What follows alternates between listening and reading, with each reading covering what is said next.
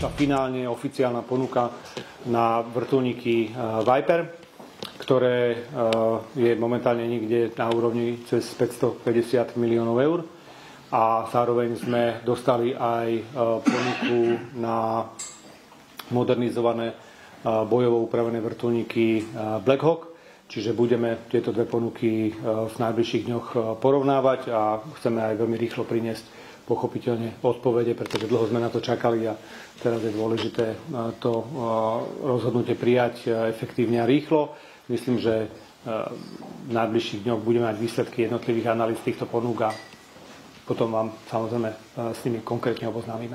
Chceme, aby mala možnosť letecko-opravne Trenčín opravovať aj lietadla F-16 všetkých jednotlivých stupňov modernosti. Platí, že chceme aj robiť v lodke Black Hawky, pretože tá dôvera medzi ozbrojenými silami alebo vzdušnými silami a lodkou Trenčín za roky bola naozaj narušená, ale teraz chceme, aby sa tá situácia vylepšila.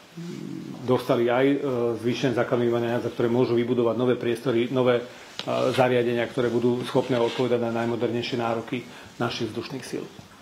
Jedna z vecí je samotná výroba a druhá z vecí je prevádzka a servis. Na tom určite chceme, aby sme sa podielili predovšetkým na Slovensku a boli schopní poskytovať túto službu aj okolitým krajinám, keďže Embraer je aj zakúpený Rakúskom, aj Maďarskom, aj Poľskou republikou, aj Švédskom, aj ďalšími krajinami, ktoré sú v nedalekom okolí. To znamená, bude to taká nejaká širšia platforma, ktorú budú používať členské krajiny na to. A je dobré mať dobré a kvalitné centrum opráv, ktoré nebude asi jediné, to si nemusíme dúfať, že bude jediné, ale rozhodne môže byť veľmi dôležité a kvalitou letecká opravne Trenčín aj v minulosti si získali veľa nových zákazníkov, verím, že to bude aj teraz tak.